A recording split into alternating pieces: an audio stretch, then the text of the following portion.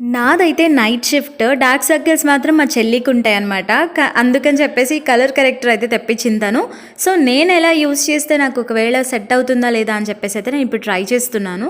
First అయితే ఫేస్‌ని ఇలా నీట్‌గా అయితే డబుల్ మాయిశ్చరైజ్ చేసుకుంటే ఇంకా మంచిదనమాట.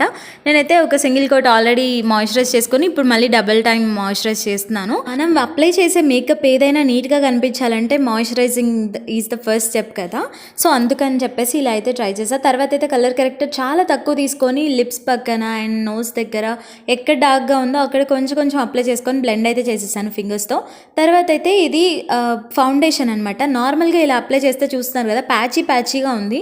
ఇంకా కొంచెం మాయిశ్చరైజ్ చేస్తే మనకైతే ఈజీగా బ్లెండ్ అయిపోతుంది, స్కిన్‌లో కలిసిపోతుంది కలర్ అయితే.